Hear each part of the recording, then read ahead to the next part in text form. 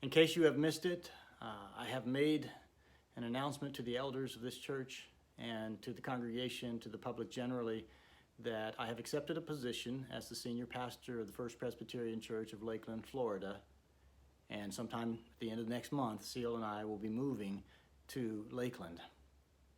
In the meantime, since that announcement, there's been a lot of conversations with you, a lot of difficult and heartfelt and encouraging and supportive and loving conversations. We've been all over the places as we would expect. I certainly have been there myself, all over the place with this. Hopefully, if you got the letter, you understand what's happened and why it's happened. But in the course of the conversations that we've been having, there's several questions that have come up, and I want to address those with you today. Some questions that people have had about why this or why didn't that happen, and I just want to fill in some gaps today. And one of the questions, the recurring theme question is, if we knew this was coming, then why did we let Pastor Joy go, and why not just have her stay and have this continuity of pastoral presence, pastoral care in Pastor Joy? And the answer to that is really two things. One is that Pastor Joy, the whole situation with Pastor Joy, of the circumstances of our church and circumstances of her life and the call that she received and the look that she had in Jacksonville, all of that was complete before I even began to have the conversations with the search committee for the new church. So they were actually several months apart when one was already completely done and the other one was beginning. So not only were they months apart, but even if they weren't, even if they were simultaneous, even if they were happening at the same time, it would not have been possible. It's not possible in the Presbyterian Church for an associate pastor in one church to move up to the senior pastor position in the same church. So it just couldn't have happened no matter what happened. I've been saying that a lot to people, just reminding them or telling them that that's the way it is, and wanted to share that with you. Another question that has come up is whether or not I'm happy here. Was I unhappy? Was there some problem here that we weren't aware of? And I tried to put this in the letter, and I want to make this as clear as I can with you as well. There was no unknown or unspoken problem, no precipitating event, no unseen issue that was going on in the church, some unhappiness inside of me. In fact, the very first words I said to the people when I talked to them in Lakeland was, I'm happy in Dunedin. I'm happy with my church. What is it you want to talk about? So there's nothing there. We were perfectly content. We're perfectly content to retire here, spend the rest of our ministry here.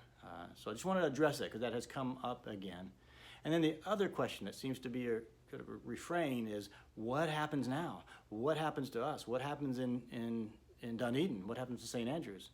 And the answer to that is that there's a process that will be followed. If you think about it, anytime a pastor retires or a pastor dies or a pastor moves away, as I am about to do, this process is followed by every church. And so this is a normal process. It's not normal for us because we don't do it very often, thank goodness, but it is a normal process, and we're about to go through that very normal process. We'll get pulpit supply in place for when I'm gone, but that'll be set. We've already got an interim pastor search committee in place and about to be trained and searching for an interim pastor, a temporary pastor, and that person's job is to shepherd us as a congregation until that time that a new pastor comes along. And in the meantime, a permanent pastor nominating committee will be formed.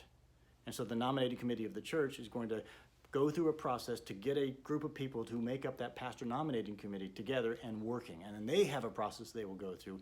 At the end of it all, some pastor that is out there right now, already ordained, already serving, will step into this place and begin to love you as I have loved you for all of these years. So that's what's going to happen now. And I want to leave you with this thought. Just a reminder, hopefully you've heard this from me again and again. God is in control. God has got you in all of your life circumstances, including this life circumstances, in the palm of his hands. He's got it. He's got full control, and he will not let you go, and he will shepherd you and lead you and guide you to good places.